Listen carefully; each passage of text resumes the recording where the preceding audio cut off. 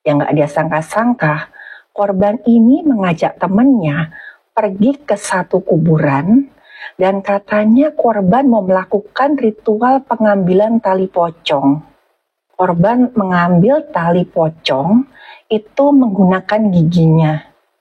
Saat melihat ini ya teman korban tuh hampir mau muntah karena dia ngelihat itu yang namanya tali pengikat pocong itu tuh juga sudah warnanya tuh kecoklatan dan penuh dengan cairan yang berbau busuk. Nah, beberapa hari sebelum korban ditemukan tewas, tetangga sebelahnya ini dengar korban ini seperti memohon-mohon. Korban bilang, "Ampun Mbah, ampun, saya janji saya akan segera nyarikan tumbal untuk Mbah. Tolong jangan sakiti saya, ampun." Gitu. Begitu kamar dibuka, mereka yang mendapati korban ini dalam posisi tiduran di tempat tidurnya dan dia betul-betul bersimbah darah itu dari bagian wajah sampai bagian baju bagian depan ini penuh darah.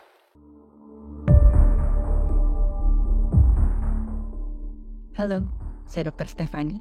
Saya seorang dokter spesialis forensik dan saya melihat apa yang tidak semua orang lihat.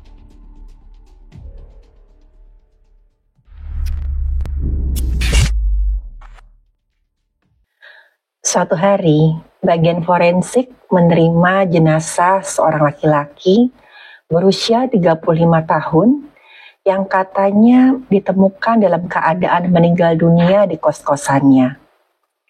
Dari keterangan penghuni kosannya, korban ini dikatakan meninggal karena satu penyakit misterius. Tapi dari hasil pemeriksaan, tim forensik menemukan ada hal yang gak diduga-duga. Pertama, mari kita lihat latar belakang dari si korban ini. Jadi si korban ini menurut keterangan dari teman-teman kosannya, itu merupakan orang yang agak aneh. Korban ini sangat senang, bahkan bisa dikatakan terobsesi dengan segala macam hal yang berhubungan dengan ritual yang ya katakanlah bersifat gaib. Jadi ya waktu korban ini masih tinggal di kosan semasa hidupnya, beberapa kali korban ini bercerita ke teman-teman kosannya kalau dia itu baru saja melakukan ritual di tempat-tempat yang dianggap suci atau angker. Bahkan ada satu teman kosan korban itu yang pernah iseng-iseng ikut waktu korban ini ngajak, mau nggak ikut? Aku mau lakuin ritual nih. Karena penasaran, temannya korban ini ikut sama si korban. Yang nggak dia sangka-sangka, korban ini mengajak temannya pergi ke satu kuburan dan katanya korban mau melakukan ritual pengambilan tali pocong. Ya awalnya sih temannya ini antara percaya nggak percaya, masa sih korban ini sampai segila ini. Tapi benar aja, di depan ya matanya si teman kosan korban ini, dia melihat bagaimana korban ini menggali kuburan dengan menggunakan tangan kosong, lalu satu persatu oleh korban itu yang namanya papan di atas tubuh jenazah itu diangkat. Dan saat itu ya teman kosannya korban ini melihat keadaan jenazah saat itu kain kafannya sudah basah dengan tanah dan juga ya cairan yang berbau sangat busuk. Tapi saat itu korban tuh seperti nggak peduli. Malahan korban mengambil tali pocong itu menggunakan giginya. Saat melihat ini ya teman korban tuh hampir mau muntah karena dia ngelihat itu yang namanya tali pengikat pocong itu tuh juga sudah warnanya tuh kecoklatan dan penuh dengan cairan yang berbau busuk. Tapi sama korban dengan tenangnya diambil dengan giginya. Katanya korban, ini adalah jimat. Ini akan memberikan saya kesaktian. Dan sejak saat itu ya korban ini pelan-pelan mulai dijauhi oleh teman-teman kosannya. Ditambah lagi pernah suatu kali korban itu cerita kalau dia baru saja melakukan ritual di sebuah gua yang letaknya cukup terpencil.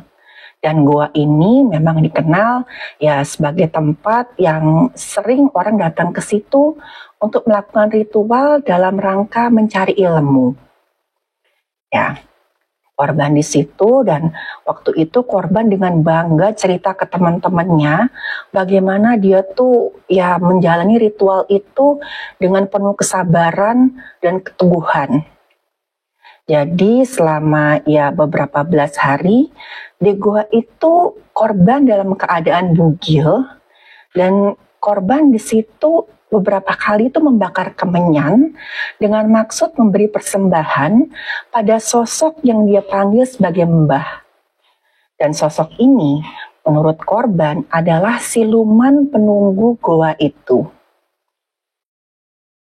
Nah, waktu setelah korban melakukan ritual itu korban tuh bisa dikatakan hidupnya hampir nggak terurus di gua itu. Dia cuma makan dan minum dari segala macam benda ya binatang yang dia temukan di gua itu. Mulai dari serangga, ular, kelelawar. Dan ketika pulang, setelah korban cerita itu, teman-teman korban tuh makin merasa, aduh ini orang kayaknya udah mulai gak waras deh. Karena keadaan korban itu ya semakin acak-acakan. Beberapa kali tuh misalkan mereka berpapasan sama korban, pasti mereka lihat korban itu dalam keadaan tuh awut-awutan banget. Bajunya kotor, terus juga badannya itu ya baunya tuh aneh. Seperti ya campuran antara bau orang yang gak mandi dan juga ya maaf, bau kotoran manusia. Nah, semakin lama ya makin banyak teman-temannya kosan korban itu yang ngejauhin korban. Mereka ngehindarin, mereka bilang itu orang mulai gak waras. Nah, ada teman korban itu yang tinggalnya di kamar sebelah. Beberapa kali dia dengar korban ini bicara dengan satu sosok yang gak kelihatan. Dan sosok itu selalu dipanggil korban dengan sebutan mbah. Nah, beberapa hari sebelum korban ditemukan tewas, tetangga sebelahnya dengar korban ini seperti memohon-mohon. Korban bilang, ampun mbah, ampun, saya janji saya akan segera nyarikan tumbal untuk mbah. Tolong jangan sakiti saya, ampun. Itu.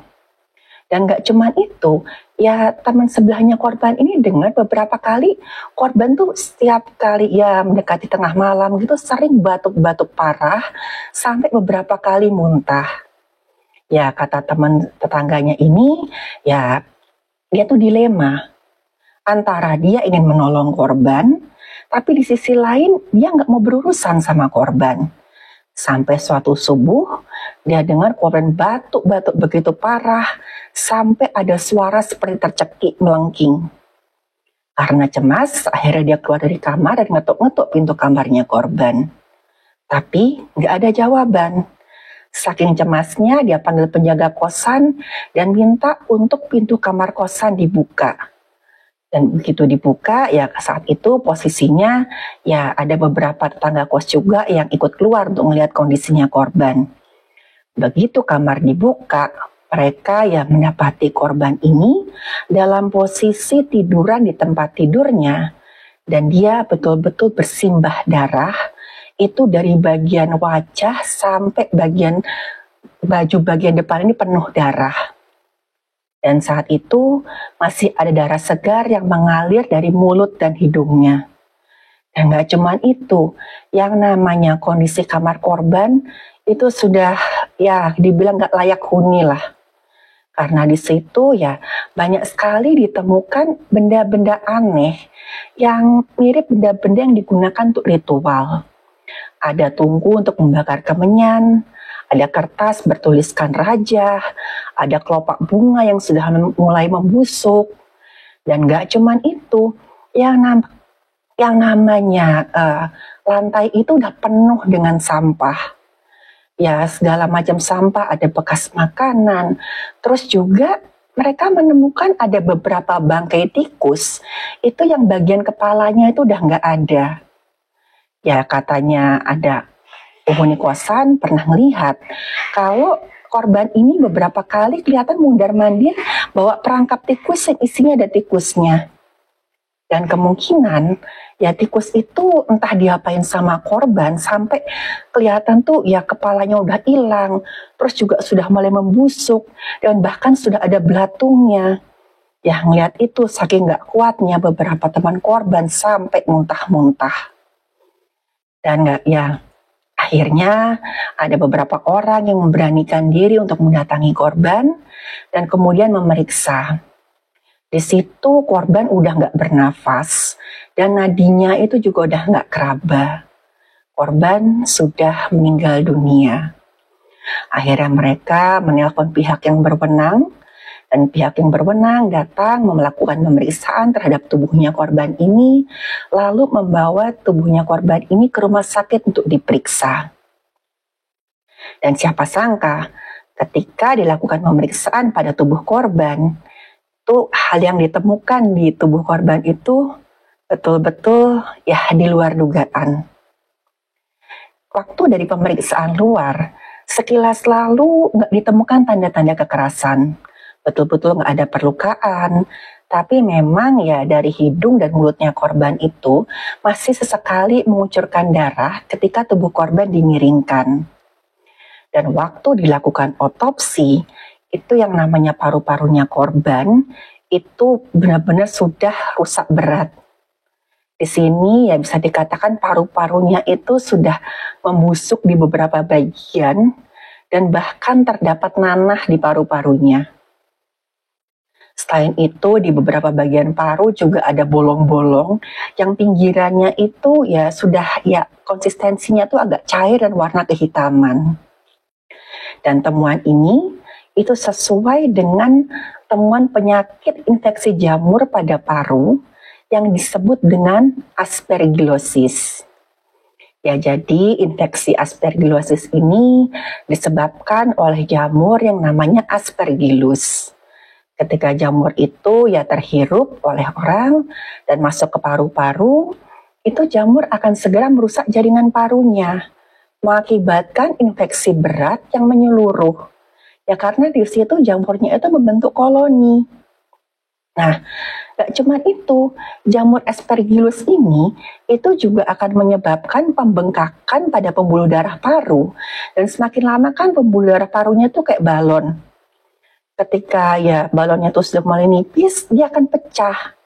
Dan itu bisa menyebabkan batuk darah yang fatal dan bahkan sampai menyebabkan kematian. Dan akhirnya temuan itu dikonfirmasi ketika ya sebagian kecil jaringan parunya itu diperiksa di bawah mikroskop. Di situ kelihatan jelas bahwa ada banyak sekali koloni jamur yang bentuknya memang sesuai dengan aspergillus. Sebenarnya, misalkan korban ini pada saat awal sakit langsung dibawa ke fasilitas kesehatan untuk diobati, korban ini masih bisa ketolong. Karena sebenarnya pengobatannya tuh ya tinggal diberi obat minum anti jamur. Dan itu bisa sembuh asalkan ya korban ini juga ya nutrisinya benar, terus juga menghirup udaranya yang segar, ventilasinya baik. Dan ada kemungkinan bahwa ya penyebab dari penyakitnya korban ini ada hubungannya dengan ritual-ritual yang dijalani oleh korban. Dari keterangan teman-teman korban tadi, ya beberapa tempat yang korban datangi untuk ritual, itu kan ya tempatnya tuh lembab, terus juga tertutup. Dan itu tempat-tempat yang disukai oleh jamur aspergillus ini. Nah, ditambah lagi korban di situ melakukan ritual, berada di situ cukup lama, kadang kayak katanya sampai berbelas-belas hari. Terus ya juga korban kan di situ ya hidupnya nggak karuan. Katanya dia nggak pakai pakaian, terus juga makannya juga sembarangan, apa aja yang dia temukan itu dia makan. Dan saat korban mulai sakit, korban nggak segera diobati. Lama-lama infeksinya semakin parah dan meluas, dan akhirnya korban meninggal dunia. Ya setelah dilakukan pemeriksaan, akhirnya tubuh korban dikembalikan lagi ke keluarga untuk disemayamkan. Tapi ternyata masalahnya belum selesai sampai di situ. Beberapa hari setelah itu, beberapa penghuni kos itu katanya masih sering dengar dari kamar korban yang sebenarnya itu udah kosong, ada suara rintihan kesakitan dari situ. Beberapa kali ya, seringnya itu antara jam 2 sampai jam 3 pagi. Nah, temannya korban yang tinggal di sebelah itu sering dengar suara batuk-batuk sampai muntah-muntah. Nah, padahal kan kamar itu kosong. Dan ya nggak cuman itu, beberapa penghuni kos juga katanya sering mendengar langkah kaki, itu ya jam-jam segitu dan ada suara korban tuh ngerintih-ngerintih. Pasti suaranya tuh ngomong, sakit, sakit, sakit, tolong gitu. Dan ketika mereka buka pintu, itu nggak ada siapa-siapa. Dan akhirnya ya semua itu berhenti dengan sendirinya tepat 40 hari setelah korban meninggal. Cerita ini saya dapatkan dari ya pihak yang ikut menangani kasus ini. Ya saya harap semoga kita semua selalu ingat untuk pintar memilih mengenai khususnya tuh ilmu yang mau kita pelajari. Karena kita harus ingat apa yang sebenarnya kita inginkan di dunia ini, entah itu kekayaan, ketenaran, jabatan, semua itu hanya sementara. Dan sebaik-baiknya ilmu adalah ilmu yang bisa bermanfaat bagi sesama.